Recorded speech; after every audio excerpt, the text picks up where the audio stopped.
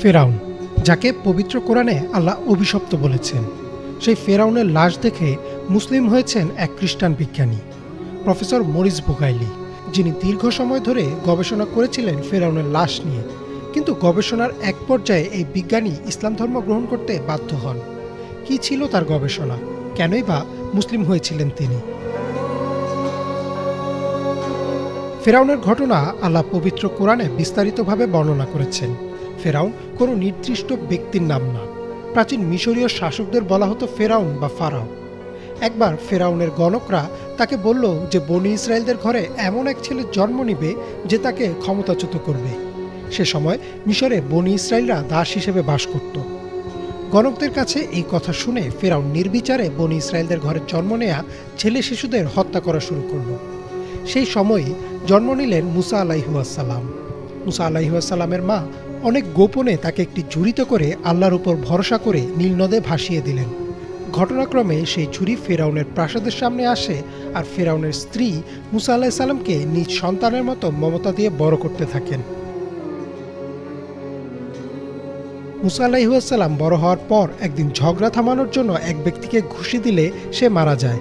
প্রাণ ভয়ে মুসা আলাইহিসসালাম মিশর থেকে পালিয়ে যান। এর বহু বছর পর নবুয়তপ্রাপ্ত হয়ে তিনি ফিরে আসেন মিশরে, আর ফেরাউনকে ইসলামের দাওয়াত দেন। কিন্তু ফেরাউন তো ইসলাম গ্রহণ করেইনি, উল্টো মুসা আলাইহিসসালাম ও বনী ইসরায়েলদের হত্যা করতে তাদের পিছু নেয়। এমন সময় তারা সাগরের সামনে আসলে আল্লাহ মুসা আলাইহিসসালামকে হুকুম দেন তার হাতের লাঠি দিয়ে সাগরে আঘাত করতে। আঘাতের পর সাগর দুই ভাগ হয়ে যায় এবং মুসা আলাইহিসসালাম তার লোকদের নিয়ে সেই সাগর পাড়ি দেন। পিছু পিছু ফেরাউনও আসে, কিন্তু সাগর আবার আগের অবস্থায় ফিরে গেলে সে পানিতে ডুবে মারা যায়। এরপর আল্লাহ বলেন, আজ আমি তোমার মৃতদেহ সংরক্ষণ করে রাখব তাদের জন্য উদাহরণ হিসেবে যারা তোমার পরে আসবে, আর অধিকাংশ লোকই আমার উদাহরণ থেকে গাফেল।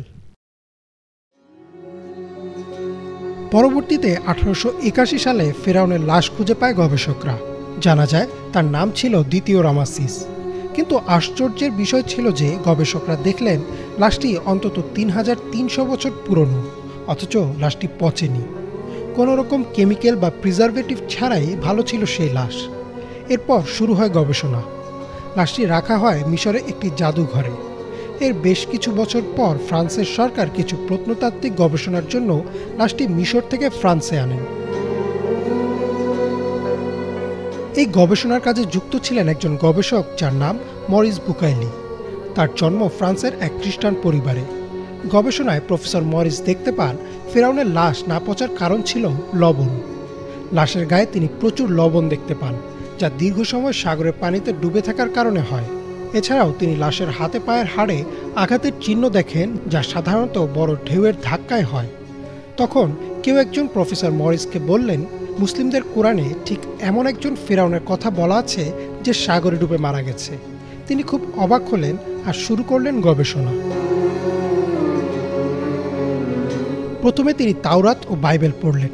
সেখানে ফেরাউন মুসা আলাইহিসসালামের পিছু নেয় আর সাগরে ডুবে মারা যায় এই পর্যন্ত ঘটনা বর্ণনা থাকলেও লাশ সংরক্ষণ নিয়ে কিছুই ছিল না।